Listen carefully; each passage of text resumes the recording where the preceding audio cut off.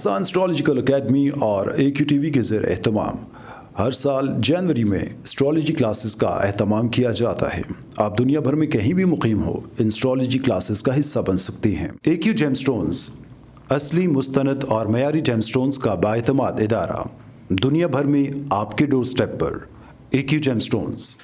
Astrologer Ali Zanjani हर साल नवंबर में कराची और हर साल मार्च में दुबई मौजूद होते हैं। अगर आप एस्ट्रोलॉजी यानी इल्म नजूम से लगाव रखते हैं तो हमारा YouTube channel astrologer Ali Zanjani personal ज़रूर सब्सक्राइब कीजिए। बिस्मिल्लाहिर्रहमानिर्रहीम, अल्लाहुम्मा सल्ली अला मोहम्मद व आले मोहम्मद। अस्सलाम वालेकुम। एस्ट्रोलॉजी की क्लास के साथ आप लोग की खिदमत में हाजिर हूँ। हम लोग का मौजू आजकल जो चल रहा है गज केसरी योग के हवाले से हम लोग पढ़ रहे हैं। हमने एरीज़, टॉरस और जेमिनी असेंडेंट पढ़ा, जिसके अंदर एरीज़ असेंडेंट में ये योग एप्लीकेबल होता है, टॉरस और जेमिनी असेंडेंट के अंदर ये योग एप्लीकेबल नहीं होता। इस योग की जो फंडामेंटल्स हैं, बेसिक्स हैं, वो क्या हैं?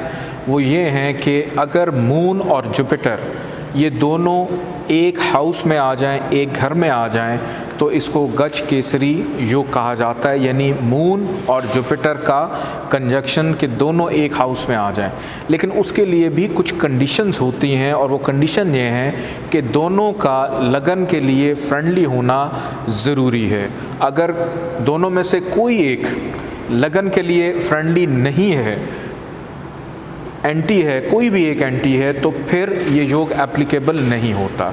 और डिग्री वाइज इनके अंदर ताकत होना ये भी ज़रूरी है, 6, 8, 12 में ना हो।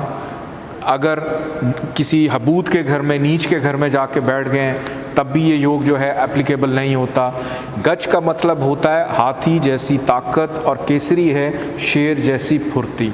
यानी साहिब जायचा को नॉर्मल से अबव ले जाते हुए एक ऐसी चीज़ की बुनियाद डाल देता है उसकी ज़िंदगी में कि जब भी वो अपनी ज़िंदगी में किसी भी काम की इब्तदा करेगा अच्छी नीयत के साथ, मेहनत के साथ, तो उसका सिला, उसका फल, उसका बेनिफिट उसको सारी ज़िंदगी किसी न किसी अंदाज में मिलता रहेगा कि उसकी मेहनत कभी रायगा नहीं जाएगी। उसने चाहे किसी की मदद करने की नीयत की हो, उसने किसी काम की इब्तदा की नीयत की हो, उसने किसी रिश्ते की इब्तदा की नीयत की हो, या वो अपने कारोबारी मामलात के लिए किसी काम की नीयत करके बैठा है और उसके जायचे में ये योग लगा हुआ है, या जिस वक्त पे उसने शुरू करने जा रहा है उस वक्त में किसी अच्छी उसके लगन को देखते हुए अच्छी पोजीशन बनी हुई है, तो फिर ये योग एप्लीकेबल होता है। लेकिन हमारा जो भी फोकस है वो है पैदाइशी जायचे पे, ना कि ट्रांजिट पे। हमने पहले जो बाय बर्थ आपका जो बर्थ चार्ट है उसको देखना है, उसको समझना है, फिर जाकर जो ट्रांजिट जायचे बनते हैं उसको समझना है। पिछले लेक्चर के अंदर थोड़ा सा मैंने आप लोगों को एक्सप्लेन करने की कोशिश की कि ब्रीफली कि असेंडेंट जो है वो एक जायचे में कितनी अहमियत का हामिल होता है। आप तमाम अफराद ने अपने अपने जायचे बनाए होंगे, अपना असेंडेंट बनाया होगा। आपको उसके कुछ लोग तो अपना असेंडेंट देखकर खुश हुए होंगे, कुछ ऐसे हैं जो घबरा गए होंगे कि हमारे तो असेंडेंट का ही सत्यानाश हुआ है, हम आगे कहाँ, कि हमारी अपनी जो सोचने समझने की जो सलाहियत है वो इतनी बेहतर नहीं। तो एस्ट्रोलॉजी हमें ये बताती है कि आप पहले अपनी पर्सनालिटी को बेहतर करें। आपकी पर्सनालिटी पॉजिटिव हो जाती है, बेहतर हो जाती है, तो आपके जो दीगर अमाल हैं वो ऑटोमेटिकली बेहतरी की तरफ जाना शुरू हो जाते हैं। तो असेंडेंट आप हर इंसान के लिए सबसे बेस्ट एग्जाम्पल वो खुद है, आपका अपना जायचा है। आपने अभी तक जितनी एस्ट्रोलॉजी सीखी है, जितनी एस्ट्रोलॉजी समझी है, आप अपने जायचे को सामने रखते हुए अगर उसके अंदर उन ख़राबियों को, ख़ामियों को या अच्छाइयों को तलाश करते हुए आप चीज़ों को आगे लेकर चलें तो फिर आपको फ़ायदा होता है। मैं ख़ुद जब कम इल्म था या नालायक था तो मेरे जायचे में एक सयारा छठे घर में बैठा था और मैं इतना परेशान था कि ये पता नहीं क्या हो गया मेरे जायचे के साथ। लेकिन जब मैंने ये देखा कि मेरे जायचे के मुताबिक वो कोई भी ऐसी चीज़ मेरी ज़िंदगी में इम्प्लीमेंट ही नहीं हो रही, तो फिर जैसे जैसे एस्ट्रोलॉजी सीखता चला गया, अपने जायचे को रीड करता चला गया, तो उसके अंदर सबसे इम्पॉर्टेंट चीज़ ये आई कि इस पर एक ऐसी थ्योरी अप्लाई है कि ये ख़राबी तो सारी ज़िंदगी इसमें लग ही नहीं सकती। कि अगर आप किसी भी एस्ट्रोलॉजर से सीखते हैं, पढ़ते हैं, बहुत अच्छे लोग हैं जो एस्ट्रोलॉजी को पढ़ा रहे हैं और उनका बड़ा नाम है, लेकिन कुछ ऐसे भी हैं जो एस्ट्रोलॉजी पढ़ाते कम और डराते ज़्यादा हैं। तो आपके सामने सबसे बेस्ट एग्जांपल आप खुद हैं। अपने अपने जायचे को खोलें, अपना असेंडेंट देखें, अपने असेंडेंट को बेहतर करें। असेंडेंट की अगर कोई ख़राबी है, उसको आप स्टोन पहन के एक्टिव नहीं कर सकते, उसके सदक़ात दें। अगर कोई वीकनेस है डिग्री वाइज कि आपका असेंडेंट बहुत अच्छा है, लेकिन उसका जो लॉर्ड प्लैनेट है वो डिग्री वाइज 1 दर्जे पे है, 2 दर्जे पे है, 5 दर्जे पे है, तो असेंडेंट का स्टोन ज़रूर लेकर पहने ताकि आपकी पर्सनालिटी, आपकी शख्सियत के अंदर ताकत आए। जब कैप्टन ही स्ट्रांग नहीं होगा, जब कैप्टन ही फैसला नहीं कर पाएगा, तो वो मुश्किल हालात में प्लेन को टेक ऑफ या लैंड कैसे करेगा? ये कैप्टन का फ़ैसला होता है। तो कैप्टन का ठीक होना बहुत इम्पॉर्टेंट है। तो अपने जायचों को सामने रखते हुए अब अपनी भी थोड़ी थोड़ी इस्लाह करें। सदक़ात की सूरत में, वज़ाइफ की सूरत में भी आप लोग करते हैं, फिर स्टोन्स की सूरत में कि असेंडेंट को कैसे बेहतर किया जाए। कुछ ऐसे असेंडेंट के लॉर्ड भी होते हैं कि जो ऐसी ख़राब जगह पे बैठे होते हैं या हबूत के हो जाते हैं, डिबिलिटेशन के हो जाते हैं, आप उसका कुछ भी नहीं कर सकते। फिर वहाँ से सिलसिला शुरू होता है कि उनकी नेगेटिविटी को रिवर्स करना है। अगर असेंडेंट ख़राब है, 5वां घर तो ठीक है ना, अकल का घर है, 5वें घर को एक्टिव करें। अगर असेंडेंट ख़राब है तो 10वें घर को ताकत दें, 9वें नसीब को ताकत दें, 9th हाउस को। अगर उसका जो लॉर्ड प्लैनेट है इन दोनों हाउसेस का ठीक है, उसको ताकत दें। या 11वां घर ख्वाहिशात का है, उसका प्लैनेट को ख़राबी नहीं पैदा कर रहा, उसको स्ट्रॉन्ग करें। किसी एक हाउस को स्ट्रॉन्ग करें ताकि जो दीगर मामलात जिनके साथ मुंसलिक हैं चीज़ें, ठीक है कि अगर आपको किसी ने, कुछ लोग ऐसे हैं, मैं अगर उनको कोई बात बताऊं तो वो 1 सेकंड में समझ आते हैं, लेकिन कुछ ऐसे भी हैं जिनको 4 दफ़ा बताना पड़ता है लेकिन समझ वो भी जाते हैं। तो कम से कम उस कैटेगरी में तो फॉल करें कि 4थी दफ़ा जब बताया जाए तो समझ जाए। ये ना हो कि 6ठी दफ़ा भी बताएं तो तब भी ब्लैंक हो, समझ ही नहीं आ रहा। तो इस तरह से अपने जायचों को बनाकर, देखकर उसको ताकत देना भी ज़रूरी है। आज का हमारा जो टॉपिक है कैंसर असेंडेंट नंबर 4, जहाँ पर लिखा हुआ है 4 का मतलब है कैंसर, जिसका लॉर्ड प्लैनेट है मून। और गज केसरी राजयोग हमने देखना है कि जुपिटर और मून जो है क्या कैंसर असेंडेंट में ये एप्लीकेबल होगा या नहीं होगा, इसको हमने देखना है। सबसे पहले हम मून को देखते हैं। मून चूँकि असेंडेंट का अपना ही प्लैनेट है तो वो वैसे ही जायचे के लिए सबसे ज़्यादा बेनिफिशियल हो जाता है। फिर जुपिटर की अगर हम बात करें तो इस जायचे के अंदर जुपिटर को मिला एक 6ठा घर जो कि एक नहस घर, और जुपिटर को मिला एक 9th हाउस, और वो भी मूल त्रिकोण के अंदर 1, 5 और 9 के मूल त्रिकोण का एक हाउस जो है वो जुपिटर के पास है। तो मूल त्रिकोण में आने की वजह से जुपिटर जो है इस असेंडेंट के अंदर एक पॉजिटिव प्लैनेट बन जाता है, पॉजिटिव बिहेव करता है। तो दोनों के दोनों, मून और जुपिटर, ये दोनों इस जायचे में पॉजिटिव प्लैनेट हैं, अच्छे प्लैनेट हैं। इस बेस के ऊपर कैंसर असेंडेंट के अंदर गज केसरी राजयोग एप्लीकेबल होता है, इसके अंदर ये योग लगता है। अगर आप इस जायचे में पहले घर में इन दोनों को पाएँ और डिग्री वाइज दोनों थोड़े से ताकत में भी हैं तो ये योग अप्लाई होगा। और अपनी दशा अंतरदशा में, अपनी ट्रांजिट पोजीशन में ये जहाँ बैठे हैं, जहाँ देख रहे हैं, वहाँ पर फ़ायदे को भी ये मुंतकिल करेंगे। और प्लस जुपिटर पहले घर में डायरेक्शनल स्ट्रेंथ में भी होता है और ज़्यादा बेनिफिट पहुँचाएगा कि साहिबे जायचा का नसीब का मालिक उसके सर पे आके बैठ गया कि एक अच्छा नसीब लेकर पैदा हुए। साथ मून भी मौजूद है, अपने घर का मालिक, लगन का मालिक, उसको और ताकत मिल गई। दूसरे घर में अगर ये दोनों आकर बैठ जाते हैं, दूसरे हाउस में भी ये दोनों एप्लीकेबल होते हैं। यहाँ पर भी ये पॉजिटिव बिहेव करते हैं। फाइनेंस हो जाए, ख़ानदान हो जाए, बोलना हो, नस्ल को आगे बढ़ाना हो, बड़ों का अदब हो, यहाँ से नज़र डालेंगे। 8वें घर पे मुश्किलात को अपनी अक्ल समझबूझ से, बोलने से, ख़ानदानी मामलात से बआसानी दूर कर पाएगा। और फिर जुपिटर जहाँ जहाँ नज़र डालेगा, 5वीं, 7वीं और 9वीं नज़र करियर के मामलात पे भी, वहाँ भी पॉजिटिविटी मुंतकिल करेगा। तीसरे घर में अगर ये दोनों आकर बैठ जाते हैं तो यहाँ पर 3rd हाउस के अंदर हमेशा आप लोग इस चीज़ को अपने पल्ले से बांध लें। मैं जब भी आप लोग को बताऊंगा कि मैं इसको नहस घर नहीं कहता, क्यों?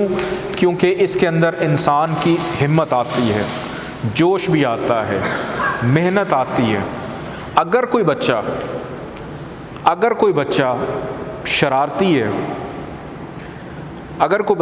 शरारती है और उसके जायचे में मून और जुपिटर जो है इस हाउस में हो, तो वो जब बड़ा होता है तो वो बचपन में असल में उसके अंदर वो हिम्मत होती है जो उसको कुछ ना कुछ करने के लिए मजबूर कर रही होती है।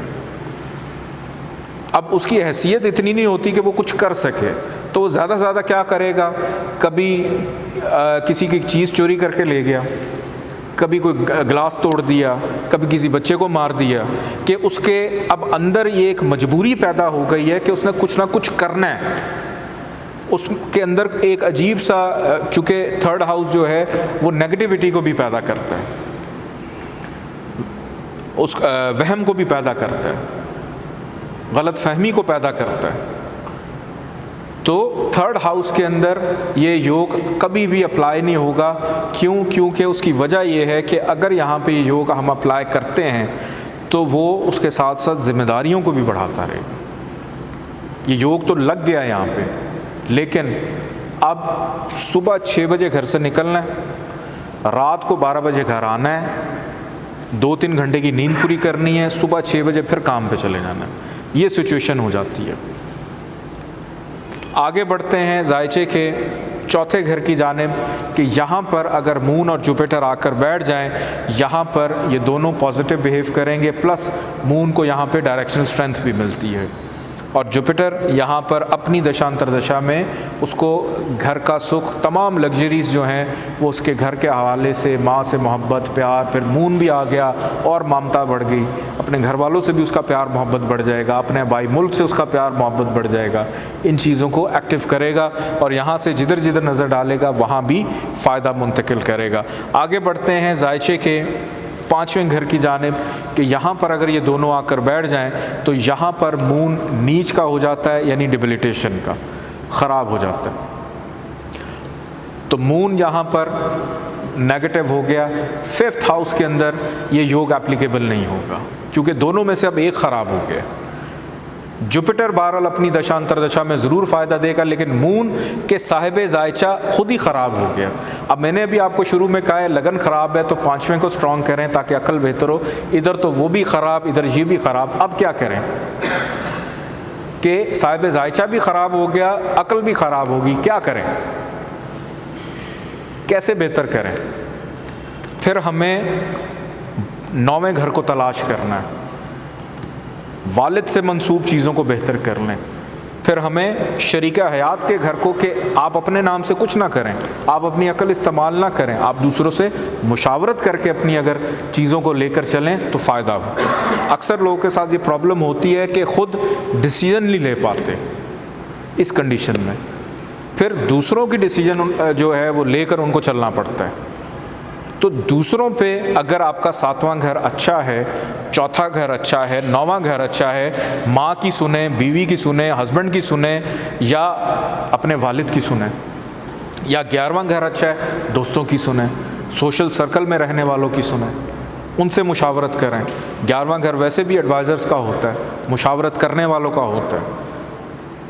तो अगर आपकी 2 चीज़ें ख़राब हैं तो फिर बाकी हाउस में से किसी को पकड़ लें कि इसको हम ताकत दे दें ताकि जो ख़राबी है वो तो मिल रही है, लेकिन अपना काम, वही बात कि अपना काम करने जाएंगे तो नहीं होगा, किसी और के लिए जाएंगे तो हो जाएगा, तो क्यों ना दूसरों से ही काम करवाना शुरू कर दें।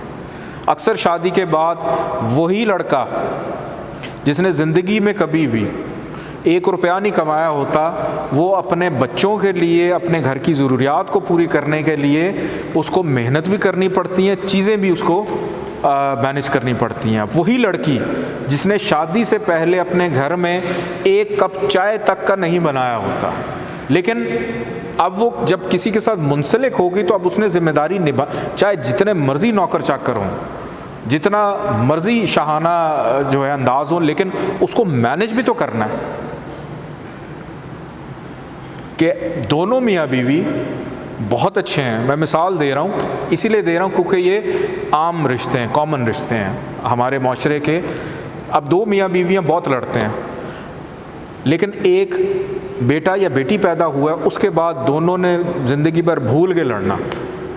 क्यों? क्योंकि एक ऐसा फ़र्द उनकी ज़िंदगी का हिस्सा बन गया कि उसने उनके एक हाउस को एक्टिव कर दिया, कि वो सारी की सारी ख़राबियाँ जो पहले थीं, एक ऐसे फ़र्द के आने के बाद जो उनके जायचे में एक अच्छा हाउस लेकर बैठा हुआ था लेकिन मौजूद ही नहीं था, उसका वजूद नहीं था। जब उसका वजूद आया तो चीज़ें बेहतर हो गई। तो इसी तरह से अक्सर ये होता है कि आपको नहीं पता होता मेरी डेट ऑफ बर्थ क्या है, मेरा टाइम ऑफ बर्थ क्या है। ये बहुत दफ़ा पूछा जाता है कि जी डेट ऑफ बर्थ ही नहीं पता तो जायचा, मैं हमेशा ये कहता हूँ जायचा नहीं बनता। आप अपने बेटे का जायचा बनाएं, अपनी बेटी का जायचा बनाएं, उनके जायचे से देखें कि मैं 5वें घर में, मैं चौथे घर में फॉल करता हूँ या मैं 9वें घर में करता हूँ। आप माँ हैं तो चौथा घर देखें, चौथे घर को असेंडेंट बना लें। 9वां आप वालिद हैं, 9वें घर को असेंडेंट बना लें। तो अगर आपको अपनी डेट ऑफ बर्थ नहीं पता है तो आप अपने बच्चों से अपने आप को देख सकते हैं कि मैं कैसे बेहतर हो सकता हूँ। ये सबसे करीबी रिश्ता है। अगर बहन भाइयों से अगर आप अपने आप को देखना चाहें, उसमें थोड़ा सा डाउट होता है, लेकिन जो पहला बच्चा, फर्स्ट चाइल्ड, चाहे वो लड़का है चाहे लड़की है, आपको अपनी डेट ऑफ बर्थ नहीं पता, आप उसका जायचा बना के उससे चौथे या 9वें को असेंडेंट में कर लें तो उससे काफ़ी कुछ 70-80% चीज़ें जो हैं आपको बेहतर मिल जाती हैं उसमें, अपनी ज़िंदगी को, अपनी लाइफ को बेहतर करने के लिए। आगे बढ़ते हैं जायचे के छठे घर की जानिब कि छठे घर में अगर मून और जुपिटर आकर बैठ जाएं तो यहाँ पर मून ख़राब हो जाता है, लेकिन लगन का मालिक चूँकि मून यहाँ पर वैसी ख़राब हो गया तो यहाँ पर जुपिटर को विपरीत राजयोग नहीं मिलेगा, क्योंकि दोनों अगर यहाँ पर आ जाते हैं, ये जुपिटर का घर है, जुपिटर के पास 2 हाउस है, एक नहज घर भी है और मूल त्रिकोण का घर भी है। तो यहाँ पर अगर मून भी उसके साथ मौजूद हो तो यहाँ पर जुपिटर और मून दोनों के दोनों ख़राब हो जाते हैं। यहाँ पर उसको विपरीत राजयोग नहीं मिलेगा, क्योंकि जुपिटर का अगर विपरीत राजयोग तलाश करना है तो हमें असेंडेंट के मालिक को अच्छी जगह पे ढूंढ रहे हैं। अब वो भी उसी के साथ यहाँ पे आया हुआ, तो यहाँ पर भी ना तो गज केसरी योग लगेगा ना विपरीत राजयोग लगेगा, और असेंडेंट भी ख़राब कि एक ही जायचे के कितने घर ख़राब हो गए सिर्फ यहाँ पर आने की वजह से। 7वें घर में जुपिटर और मून आकर बैठ जाएं तो यहाँ पर भी गजकेसरी योग एप्लीकेबल नहीं होगा। मून अच्छा रहेगा, उसकी सबसे बड़ी दलील ये है कि यहाँ से असेंडेंट को अपने ही हाउस को देख रहा है। एक तो मून यहाँ पर बहुत अच्छा रहेगा, लेकिन जुपिटर यहाँ पर नीच का हो जाता है, डिबिलिटेशन का। तो यहाँ पर जुपिटर के ख़राब होने की वजह से गज केसरी योग एप्लीकेबल नहीं होगा। ये दोनों के दोनों अगर आकर बैठ जाते हैं 8वें घर में तो 8वें घर में मून नहस हो जाता है, और जुपिटर जो है यहाँ पर अगर उसको हम तलाश करें कि विपरीत राजयोग के अंदर, तो चूँकि मून भी उसके साथ ख़राब है, अगर मून यहाँ पे ना हो तो फिर उसको विपरीत राजयोग मिल जाए। लेकिन हम चूँकि कंजक्शन पढ़ रहे हैं जुपिटर और मून का, तो इस सूरत में यहाँ पर ये योग एप्लीकेबल नहीं होगा। 9th हाउस की अगर बात करें, यहाँ पर अगर जुपिटर और मून आकर बैठ जाए तो यहाँ पर गजकेसरी योग एप्लीकेबल होता है। मून भी अच्छा, जुपिटर भी अच्छा, और जुपिटर का अपना घर, और मून मूल त्रिकोण में 9th हाउस में नसीब के घर में जाकर बैठ गया, तो यहाँ पर ये योग बहुत ज़्यादा बेनिफिशियल होता है। ये दोनों के दोनों अगर 10th हाउस में आकर बैठ जाते हैं तो यहाँ पर मून और जुपिटर दोनों को गज केसरी योग लगता है, यहाँ पर ये एप्लीकेबल होते हैं। हम आगे बढ़ते हैं जायचे के 11वें घर की जानिब। यहाँ पर अगर दोनों आकर बैठ जाएं तो यहाँ पर भी गज केसरी योग एप्लीकेबल होता है, यहाँ भी काम करता है। मून यहाँ पे शर्फ का हो जाता है और जुपिटर इस जायचे में 11th हाउस के अंदर वैसी पॉजिटिव है, तो दोनों मिलकर ये योग बनाते हैं। और साहिब जायचा की ख्वाहिशात क्या हो गई, सोशल सर्कल, इन तमाम चीज़ों में फ़ायदा, मुनाफा, कारोबार के अंदर हर चीज़ में, और जहाँ जहाँ से आए हैं उसमें भी फ़ायदा ज़रूर देंगे। ये दोनों अगर आकर बैठ जाते हैं जायचे के 12th हाउस में, तो यहाँ पर मून नहस घर में चला गया, और जुपिटर अगर मून नहीं है, अच्छी जगह पे है। अब योग तो ये गज केसरी योग तो यहाँ नहीं लगेगा, लेकिन मून अगर यहाँ पे मौजूद नहीं है तो जुपिटर को यहाँ पे विपरीत राजयोग लग सकता है अगर मून जायचे के किसी अच्छी जगह पर मौजूद हो। इस जायचे के तीसरे घर में 5वें, 6ठे, 7वें, 8वें और 12वें घर के अंदर अगर मून और जुपिटर इकट्ठे आ जाएं तो गज केसरी योग एप्लीकेबल नहीं होता। उसकी क्या वजूहात हैं वो मैंने आपको बताया। बाकी घरों के अंदर ये एप्लीकेबल होता है, वहाँ पर ये काम करता है। इस पूरे के पूरे जायचे के अंदर मून और जुपिटर, इन दोनों के जो जेमस्टोन्स हैं वो इस्तेमाल किए जा सकते हैं। उनकी प्लेसमेंट, उनकी पोजीशन को देखते हुए डिग्री वाइज अगर उनमें कोई थोड़ी सी भी कमी और ख़ामी है, उनको दूर करने के लिए इनके जेमस्टोन यूज़ किए जा सकते हैं, बेनिफिशियल हो सकते हैं। अगर आपको कोई ये कह दे, मिसाल के तौर पे जायचे के किसी भी हाउस में कोई भी योग देखकर खुश होने की ज़रूरत नहीं है, जब तक आपको उसके पीछे की जो कंडीशंस हैं उसका नहीं पता होगा, उसका इल्म नहीं होगा, तो आप ये नहीं कह सकते कि उसके जायचे में ये योग जो है वो काम कर रहा है या नहीं कर रहा। कि आप अपने किसी घर में काम करने वाले किसी मुलाजिम का, किसी पीएन का, जो कि बेचारा बड़े लो, मैं मिसाल दे रहा हूँ, किसी की कोई दिल आज़ारी नहीं है, कि बेचारा जब से आपने होश संभाली अब यही देख रहे हैं कि वो आपके घर में आता है, आके सफाई करता है, जो घर का बचा कुचा खाना होता है 3 दिन का वो आप उसको देते हैं, वो लेके घर चला जाता है। तो उसके जायचा अगर आप बना लें एस्ट्रोलॉजी सीखने के बाद और आप उसे कहें कि आपके जायचे में तो ये योग लगा हुआ है, और वो बेचारा कहे कि जदों दा तू पैदा हुए हैं मुंडिया मैं ते दिन रात तक्के खा रहे हैं, मैनू तो कुछ नहीं मिल रहा। तो कहने का मकसद ये है कि कंडीशंस बड़ी ज़रूरी हैं। सिर्फ योग के नाम याद कर लेना, उनकी पोजीशंस को याद कर लेना, ये हुनर नहीं है। हुनर ये है कि जब आप प्रैक्टिकली उसको इम्प्लीमेंट करते हैं, उनकी कंडीशंस को देखना ज़रूरी है, फिर कहीं जाके वो एप्लीकेबल होती हैं। अदरवाइज़ सीखने में बहुत चीज़ें आती हैं, लेकिन जब आप प्रैक्टिकली उसको करने जाते हैं तो चीज़ें थोड़ी सी मुख्तलिफ भी हो जाती हैं। अपना ख्याल रखिएगा। अल्लाह हाफ़िज़।